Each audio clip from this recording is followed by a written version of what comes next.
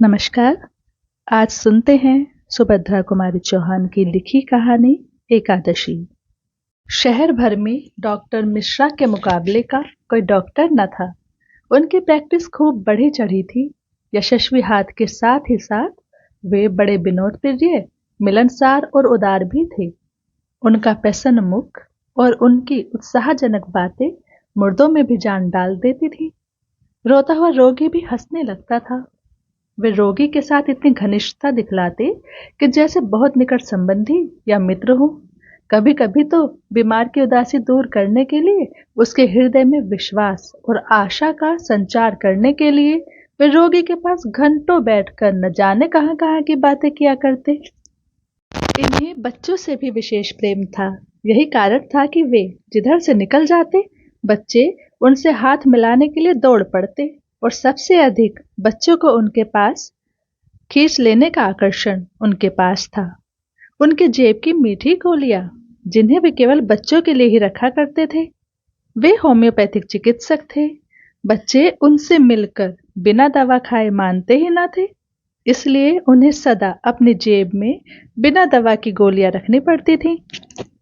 एक दिन इसी प्रकार बच्चों ने उन्हें आ घेरा। आज उनके तांगे पर कुछ फल और मिठाई थी, जिसे डॉक्टर साहब के एक मरीज ने उनके बच्चों के लिए रख दिया था। डॉक्टर साहब ने आज दवा की मीठी गोलियों के स्थान पर मिठाई देना प्रारंभ किया। उन बच्चों में एक 10 वर्ष की बालिका भी थी, जिसे डॉक्टर साहब ने पहली ही बार अपने इन छोटे छोटे मित्रों में देखा था।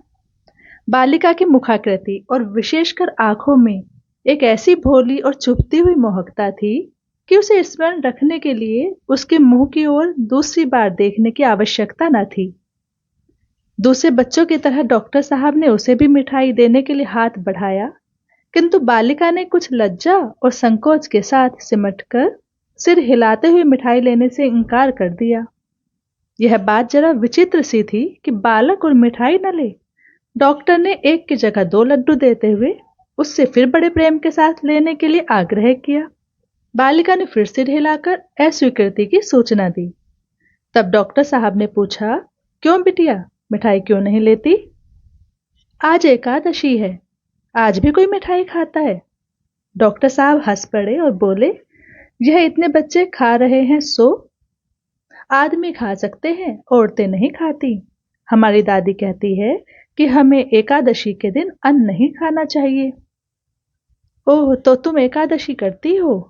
क्यों नहीं, हमारी दादी कहती है कि हमें नेम धर्म से रहना चाहिए। डॉक्टर साहब ने दिन में बहुत से रोगी देखे, बहुत से बच्चों से प्यार किया और संभवतः दिन भर वह बालिका को भूले भी रहे, किंतु रात को जब सोने के लिए लैंप बुझाकर वे खाट पर लेटे, तो बालिका की स्मृति उनके सामने आ गई।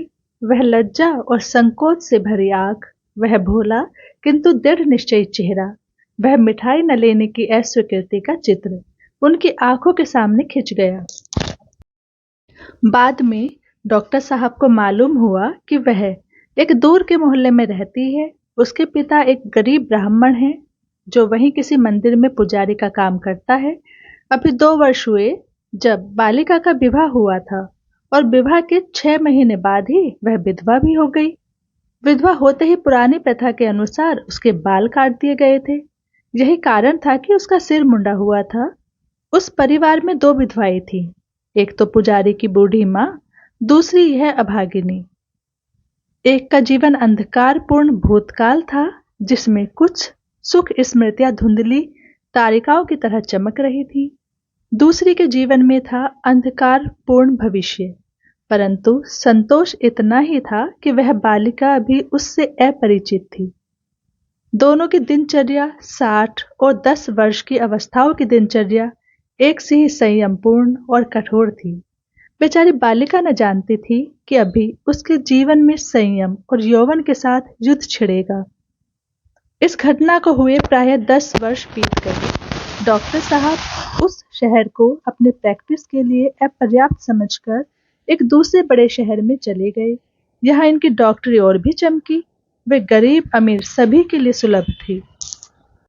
बड़ा शहर था, सभा सोसाइटियों की भी खासी धूम रहती, और हर एक सभा सोसाइटी वाले यह चाहते कि डॉक्टर मिश्रा सरीखे प्रभावशाली और मिलनसार व्यक्ति उनकी सभा के सदस्य हो जाएं। किंतु डॉक्टर साहब को अपनी प्रैक्टिस से कब फुर्सत मिलती थी। वे इन बातों से दूर ही दूर रहा करते थे। इसी समय शुद्धि और संगठन की चर्चा ने जोर पकड़ा। शताब्दियों से सोए हुए हिंदुओं ने जाना कि उनकी संख्या दिनों दिन कम होती जा रही है और विधर्मियों की, विशेषकर मुसलमानों की संख्या बेहिसाब बढ़ रही है। यदि यही क्रम चलता रहा तो 100-150 वर्ष बाद हिंदुस्तान में हिंदुओं का नाम मात्र भले ही रह जाए, किंतु हिंदू तो कहीं ढूंढे से भी न मिलेंगे। सभी मुसलमान हो जाएंगे। इसलिए धर्म भ्रष्ट हिंदू और दूसरे धर्म वालों को फिर से हिंदू बनाने और हिंदुओं के संगठन की सबको आवश्यकता मालूम होने लगी। आर्य समाज ने बहुत बड़ा आयोजन करके 10-5 शुद्धियां भी कर डाली। हिंदू समाज में बड़ी हलचल मच गई। बहुत से खुश थे और बहुत से पुराने ख्याल वाले इन बातों को अनर्गल समझते थे। उधर मुसलमान भी उत्तेजित हो उठे।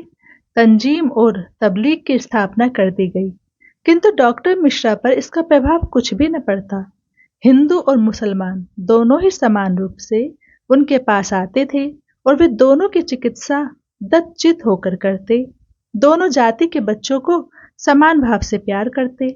उनकी आंखों में हिंदुओं का शुद्धिकरण और मुसलमानों का तंजीम तबलीग व्यर्थ के उत्पाद थे।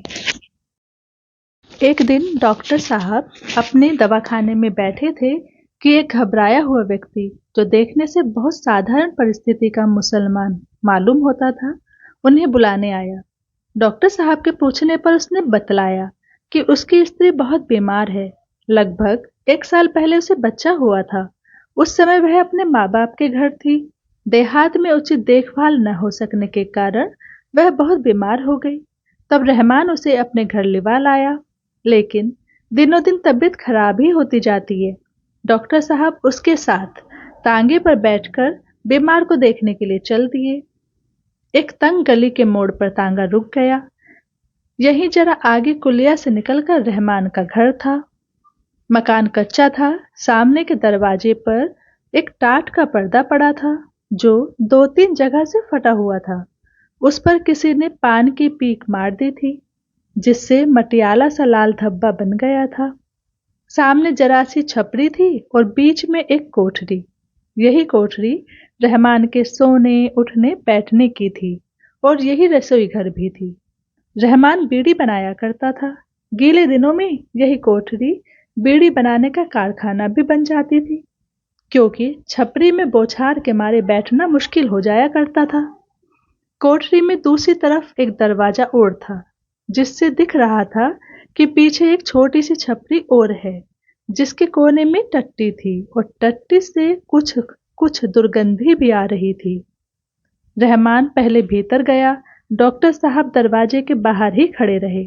बाद में वे रहमान के बुलाने पर अंदर गए। उनके अंदर जाते ही एक मुर्गी जैसे नवागंतुक के भय से कुड़कुड़ाती हुई, पंख फटफटाती हुई डॉक्टर साहब के पैरों के पास से निकल गई।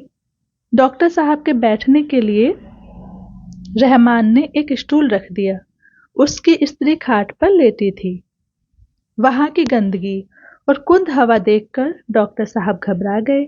बीमार की नब्ज देखकर उन्होंने उसके फेफड़े को देखा, परंतु सिवा कमजोरी के और कोई बीमारी उन्हें देख न पड़ी। वे बोले, इन्हें कोई बीमारी तो नहीं है, यह सिर्फ बहुत ज्यादा कमजोर हैं। आप इन्हें शोरबा देते हैं? रहमान, शोरबा यह जब ले तब ना, मैं तो कह कह के तंग आ गया हूँ। यह कुछ खाती ही नहीं, दूध और साबूदाना खाती है, उससे कहीं ताकत आती है? क्यों? डॉक्टर साहब ने पूछा, क्या इन्हें शोरबे से परहेज है? रहमान, परहेज क्या होगा डॉक्टर साहब, कहती है कि हमें हजम ही नहीं होता। डॉक्टर साहब ने हंसकर कहा, वाह, हजम कैसे ना होगा, हम तो कहते हैं सब हजम होगा। डॉक्टर साहब, इतनी मेहरबानी और कीजिएगा कि शोरबा इन्हें आप ही पिला जाइए, क्योंकि मैं जानता हूं यह मेरी बात कभी न मानेगी। डॉक्टर साहब रहमान की स्त्री की तरफ मुड़कर बोले, कहिए, आप हमारे कहने से तो थोड़ा शोरबा ले सकती है ना, हजम कराने का जिम्मा हम लेते हैं। उसने डॉक्टर के आग्रह का कोई उत्तर नहीं दिया, सिर्फ सिर हिलाकर अस्वीकृति की सूचना ही दी। उसके मुंह पर लज्जा और संकोच के भाव थे। उसका मुंह दूसरी तरफ था, जिससे साफ जाहिर होता था कि वह डॉक्टर के सामने अपना मुंह ढक लेना चाहती है। डॉक्टर साहब ने फिर आग्रह किया, आपको आज मेरे सामने थोड़ा शोरबा लेना ही पड़ेगा, उससे आपको जरूर फायदा होगा। इस पर भी उसने अस्वीकृति सूचक सिर हिला दिया, कुछ बोली नहीं। इतने से ही डॉक्टर साहब हताश न होने वाले थे। उन्होंने रहमान से पूछा कि शोरबत तैयार हो तो थोड़ा लाओ, इन्हें पिला दें। रहमान उत्सुकता के साथ कटोरा उठाकर पिछवाड़े साफ कराने गया। इसी अवसर पर उसकी स्त्री ने आंखें उठाकर अत्यंत कातर दृष्टि से डॉक्टर साहब की ओर देखते हुए कहा, डॉक्टर साहब मुझे माफ करें, मैं शोरबा नहीं ले सकती। स्वर कुछ परिचित सा था और आंखों में एक विशेष चितवन, जिससे डॉक्टर साहब कुछ चकराए। एक धुंधली सी स्मृति उनकी आंखों के सामने आ गई। उनके मुंह से अपने आप ही निकल गया, क्यों? छलकती हुई आंखों से स्त्री ने जवाब दिया, आज एकादशी है। डॉक्टर साहब चौंक से उठे, विस्फारित नेत्रों से उसकी ओर देखते रह गए। उसी दिन से डॉक्टर मिश्रा भी शुद्धि और संगठन के पक्षपाती हो गए। कहानी सुनने के लिए बहुत बहुत धन्यवाद।